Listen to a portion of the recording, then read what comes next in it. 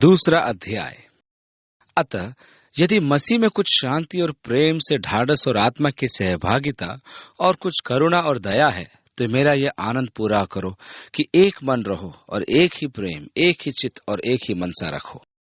और इसलिए अब पौलुस उनसे यह आग्रह करता है, एक सशक्त आग्रह।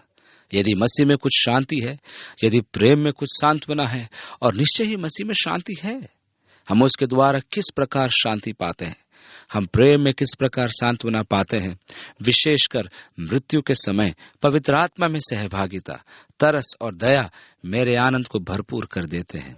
जैसे कि यूहन्ना ने 3 यूहन्ना की 4 आयत में कहा, मुझे इससे बढ़कर और कोई आनंद नहीं कि मेरे लड़के वाले सत्य पर चलते हैं।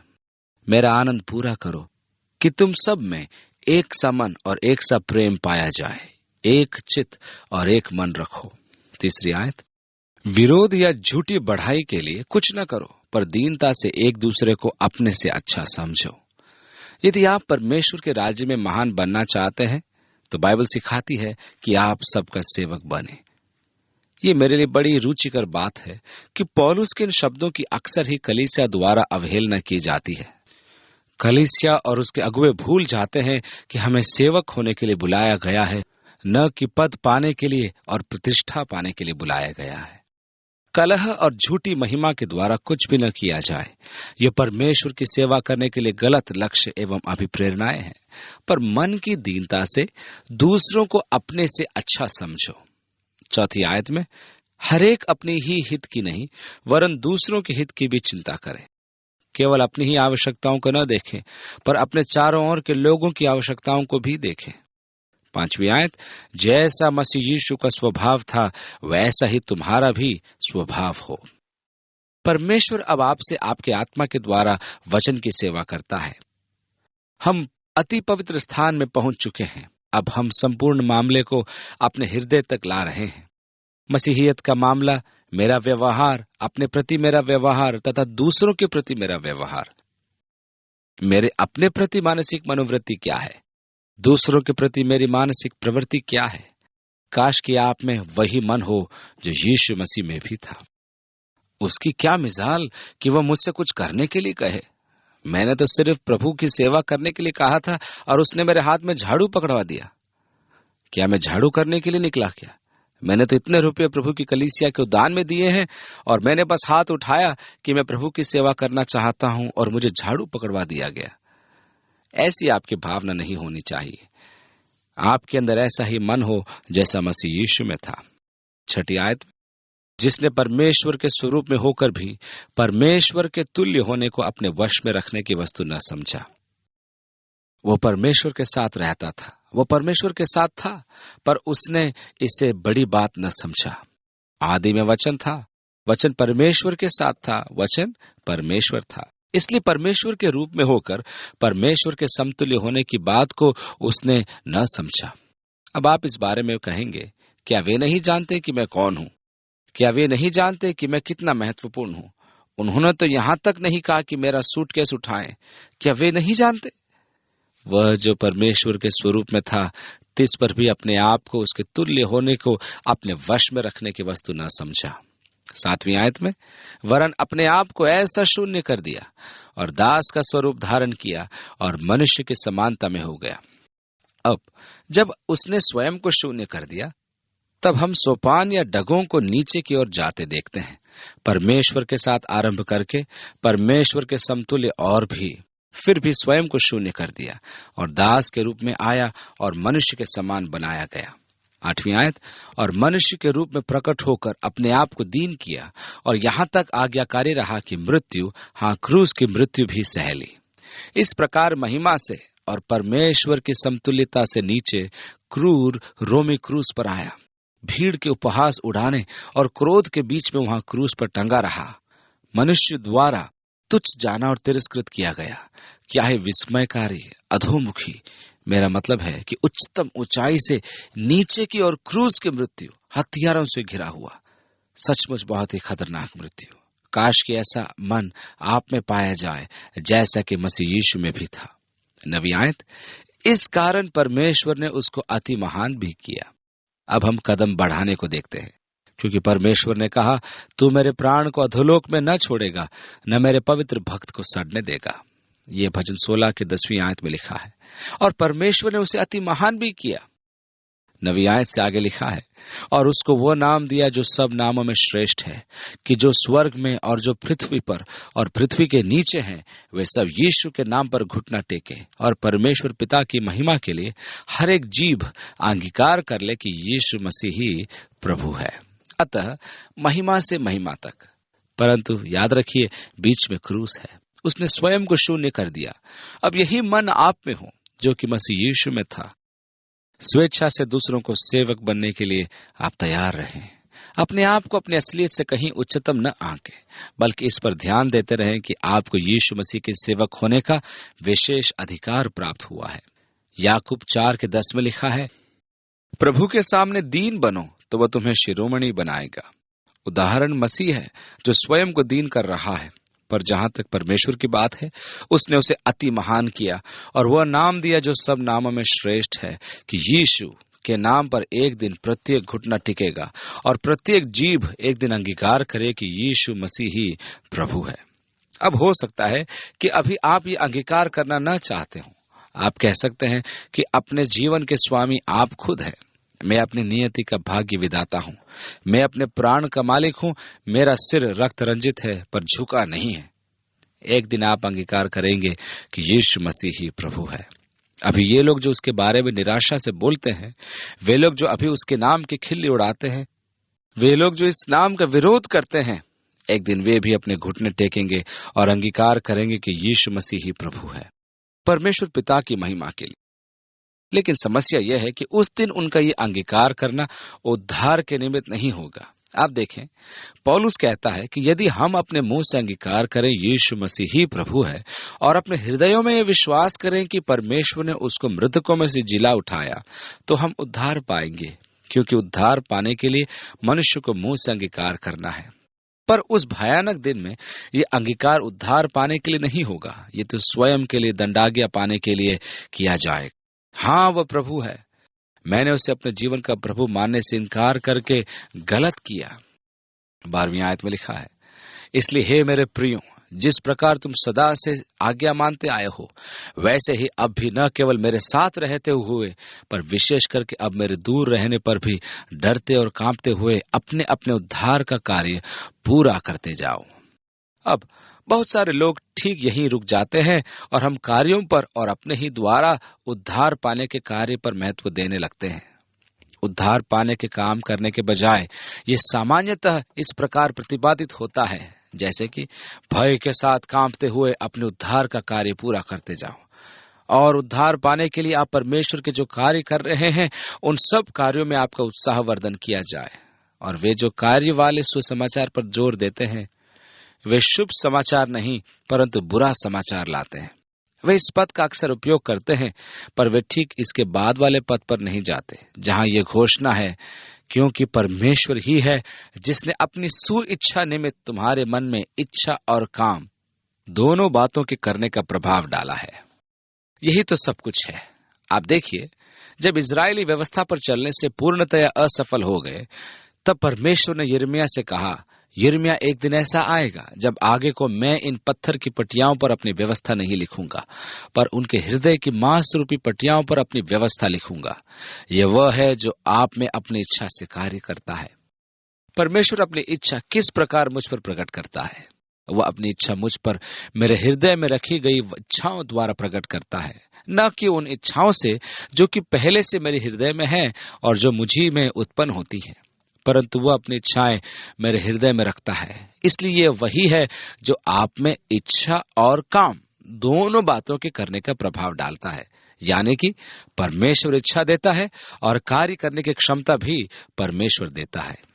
परमेश्वर मुझे इच्छा देता है, किसी कार्य विशेष को करने की लालसा देता है, किसी स्थान पर जाने की, और मैं उसको खोजता हूं कि यह वह इच्छा है कि जिसे वास्तव में परमेश्वर मेरे हृदय में प्रकट कर रहा है, जिसे वह मुझसे चाह रहा है, ताकि मैं उसे पूरा करूं। बहुत वर्षों पूर्व मुझे चेन्नई की कलीसिया में रविवार शाम को प्रभु का वचन बोलना था, और मैंने निश्चय किया कि मैं शनिवार को निकल पड़ूंगा और मंगलापुरम में अपनी डॉली आंटी के यहाँ रात बिताऊंगा।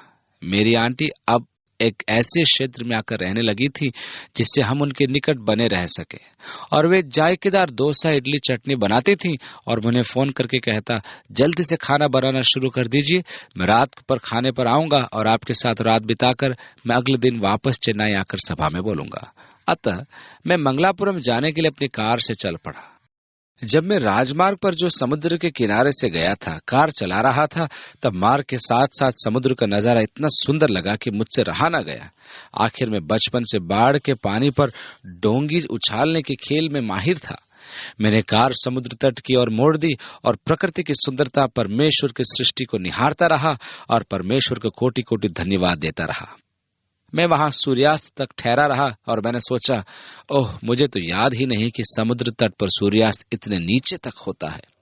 संभवतः मैंने गलती कर दी थी, मुझे तो उस दूसरे मार्ग को लेना चाहिए था, परंतु सुंदर नजारे और पानी ने मुझे खींच लिया। तब फिर मैं चल पड़ा और राजमार्ग पर आया, और वहां मार्ग के किनारे मैंने एक दंपति को देखा जो हाथ दिखाकर मुझे रुकने के लिए कह रहे थे। वे अनुरोध कर रहे थे कि कोई हमें लिफ्ट दे और आगे के गांव में छोड़ दे।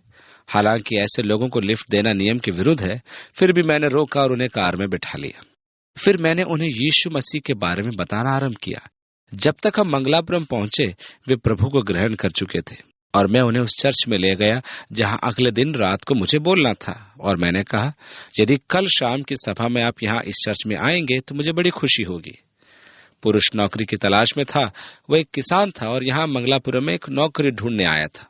मैंने कहा, मुझे नहीं पता कि यहाँ कैसे कैसे फार्म है, इसलिए मैंने उन्हें अलविदा कहा और अपने आंटी के स्थान पर चला गया।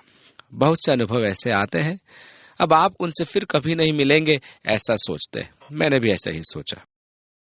परंतु अगले दिन शाम को जब मैं चर्च में गया और वचन बोल रहा था और मैंने लोगों को आगे आने का निमंत्रण दिया, तो क्या देखा कि इस दंपति ने, जो मेरे साथ कार में यहाँ आए थे, आगे आकर सार्वजनिक रूप से सबके सामने प्रभु को ग्रहण किया।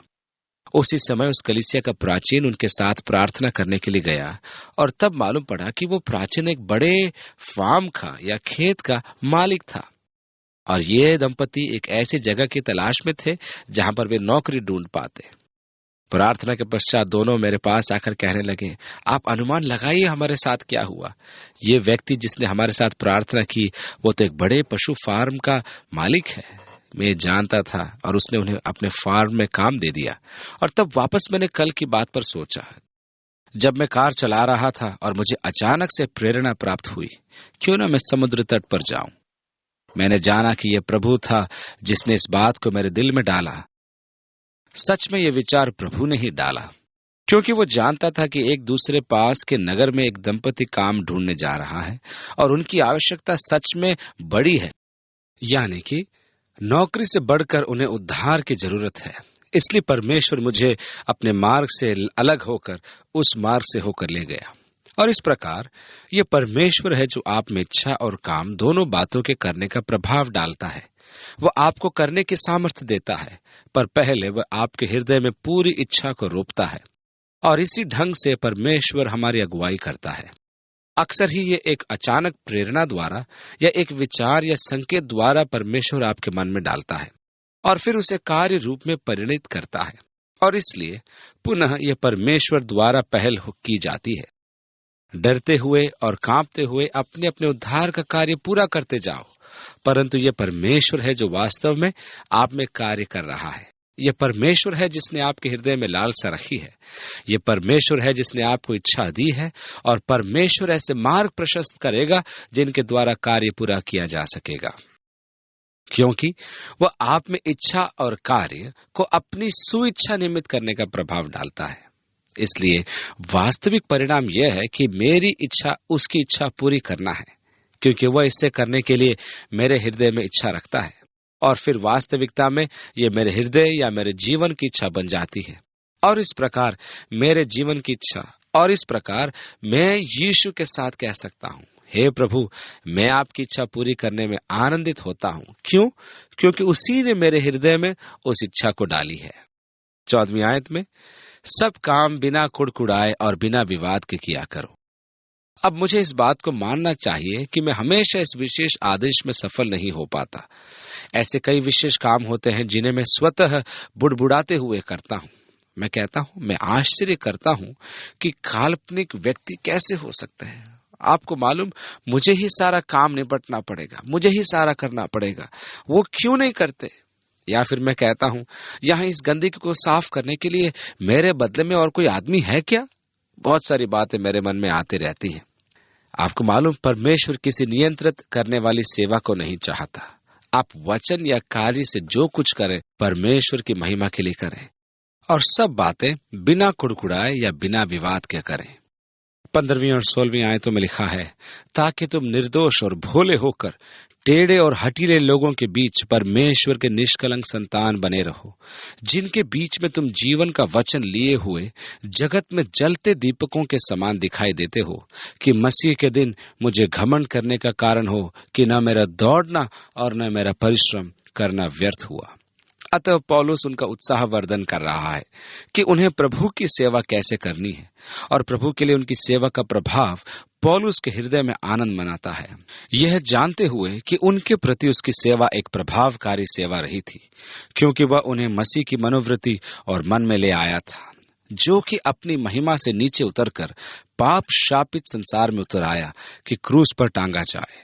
काश कि तुम में यह मन हो, और जब आप परमेश्वर के कार्य और उन कार्यों का प्रभाव सेवकाई में लोगों के हृदयों में देखते हैं, तब यह महा आनंद उत्पन्न करता है। इसलिए पौलुस कहता है, यदि मुझे तुम्हारे विश्वास रूपी बलिदान और सेवा के साथ अपना लहू भी बहाना पड़े, तो भी मैं आनंदित हूं और तुम सबके साथ आनंद करता हूं। मैं इस कारण आनंदित हूं कि परमेश्वर ने आपके साथ और आपके लिए क्या किया।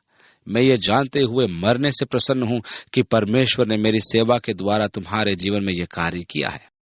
18वीं आयत में लिखा है, वैसे ही तुम भी आनंदित हो और मेरे साथ आनंद करो।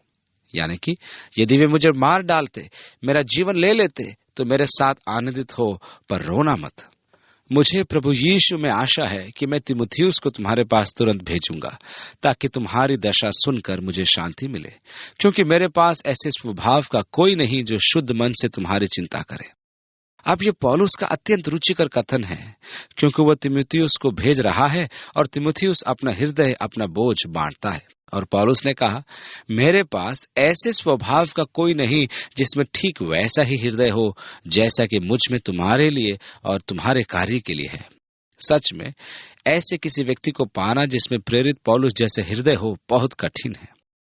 एक वह जो स्वयं को स्वच्छंद रूप से देने को तैयार हो, एक जो वास्तव में अपने लिए नहीं परंतु दूसरों की जरूरतों को पूरी करने की तलाश में हो।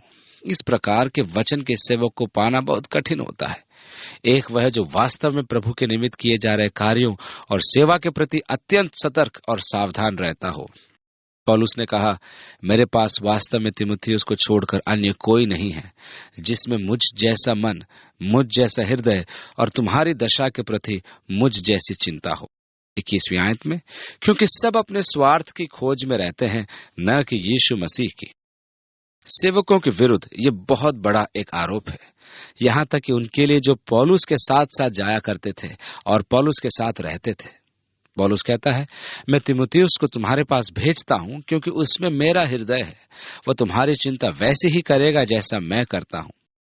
अधिकांशतः सब तुम्हारी चिंता करने के बदले अपनी चिंता एवं देखभाल करने में लगे रहते हैं।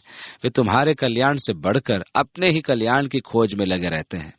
इसका कारण यह है कि वह मन जो मसीह में था वो उनमें नहीं है, जिसने अपने आप को शून्य कर दिया। इसलिए 22वें पद में आगे लिखा है, पर उसको तो तुमने परखा और जान भी लिया है कि जैसा पुत्र पिता के साथ करता है, वैसा ही उसने सुसमाचार के फैलाने में मेरे साथ परिश्रम किया। इसलिए मुझे आशा है कि ज्यों ही मुझे जान पड़ेगा कि मेरी क्या दशा होगी, त्यों ही मैं उसे तुरंत भेज दूंगा। जितनी जल्दी मुझसे बन पड़ेगा, मैं उसे तुम्हारे पास भेज दूंगा। 24वीं आयत में लिखा है, और मुझे प्रभु में भरोसा है कि मैं आप भी शीघ्र आऊंगा। आपको मालूम है, यदि कैसर मुझे यहां से जाने दे तो मैं आशा करता हूं कि मैं तुम्हारे पास सीधे आने योग्य ठहरूंगा। 25वीं आयत, पर मैंने इपफ्रुदितुस को, जो मेरा भाई और सहकर्मी और संगी योद्धा और तुम्हारा दूत और आवश्यक बातों में मेरी सेवा टहल करने वाला है, तुम्हारे पास भेजना आवश्यक समझा। दूसरे शब्दों में, वो तुम्हारे द्वारा भेजा गया दान मेरे पास लेकर आया और मेरी आवश्यकताओं में मेरी सेवा टहल की। 26 और 27 में लिखा है, क्योंकि उसका मन तुम सब में लगा हुआ था, इस कारण वह व्याकुल रहता था, क्योंकि तुमने उसकी बीमारी का हाल सुना था। और निश्चय वह बीमार तो हो गया था, यहाँ तक कि मरने पर था, परंतु परमेश्वर ने उस पर दया की, और केवल उसी पर नहीं पर मुझ पर भी, कि मुझे शोक पर शोक न हो। अतः इपफ्रुदीतुस प्राय मर ही गया था, वो अत्यधिक बीमार था, और उन्होंने उसकी बीमारी का सुसमाचार सुना था, और वे सब उसके प्रति चिंतित थे, क्योंकि वे उसकी बीमारी के कारण परेशान थे। इसलिए पौलुस और इपफ्रुदीतुस दोनों चिंतित थे। दिलचस्प बात देखिए, पौलुस के पास आपको याद होगा कि चंगाई की सेवकाई थी, बहुत सारे आश्चर्य कर्म हो चुके थे, और फिर भी वो यहाँ कह रहा है कि इपफ्रुदीतुस अपनी बीमारी के कारण मरने पर है। परमेश्वर प्रत्येक जन को क्यों चंगा नहीं करता? ऐसा क्यों होता है कि परमेश्वर कुछ को तो चंगा कर देता है और दूसरों को नहीं करता? ओह, हम इसका उत्तर कभी न जान पाएंगे। उन लोगों से सावधान रहें जो चंगाई के विषय पर, परमेश्वर के कार्यों के विषय में, या परमेश्वर के ढेर सारे कार्य क्यों नहीं होते, ऐसे सवाल करते हैं। परमेश्वर कहता है, मेरे मार्ग तुम्हारे मार्ग नहीं है, वे तो तुम्हारी समझ से परे हैं। हम वास्तव में नहीं जानते। किसी बीमार व्यक्ति पर दोष मढ़ना या लगाना गलत है। यह तो वह अंतिम बात है जिसकी उन्हें आवश्यकता की थी। जब आप उस बीमार व्यक्ति के पास आते हैं और कहते हैं, ठीक है भाई, आपके साथ कुछ गलत है, शायद आपके जीवन में कुछ पाप है, इसलिए आप बीमार हो गए, मैं सोचता हूं ये सुनते ही वो बीमार और बीमार हो जाएगा। परमेश्वर चंगा करता है, मैं इस बात पर पक्का विश्वास करता हूं। मैंने स्वयं कई बार चंगाई पाई है, मैं ये जानता हूं, परंतु परमेश्वर प्रत्येक को चंगा नहीं करता, इसे भी जानता हूं। मैं क्यों जानता हूं? मैंने पापी लोगों को देखा जिन्होंने चंगाई पाई। मैंने अत्यधिक भक्त धर्मपरायण लोगों को भी देखा जिन्होंने चंगाई नहीं पाई, अर्थात चंगे नहीं हुए पर मर गए। इसका व्यक्ति का धार्मिकता से कुछ लेना देना नहीं है, इसका व्यक्ति के विश्वास से कुछ लेना देना नहीं। चंगाई परमेश्वर का कार्य है, और यह परमेश्वर के साथ सर्वश्रेष्ठ है, और यह परमेश्वर के हाथों में है।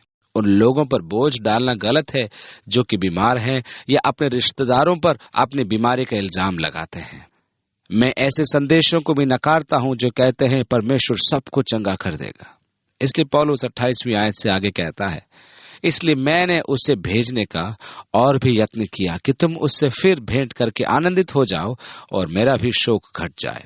इसलिए तुम प्रभु में उससे बहुत आनंद के साथ भेंट करना और ऐसों का आदर किया करना, क्योंकि वो मसीह के काम के लिए अपने प्राणों पर जोखिम उठाकर मृत्यु के निकट आ गया था, ताकि जो घटी तुम्हारी ओर से मेरी सेवा में हुई उसे पूरा करे। इसलिए वो अपना जीवन जोखिम में डालता है, जिससे कि उनकी आर्थिक सहायता को पौलुस तक ला सके, और पौलुस उसका आभार मानता है और उसे अपने विश्वास योग्यता की सिफारिश करते हुए उनके पास वापस भेजता है।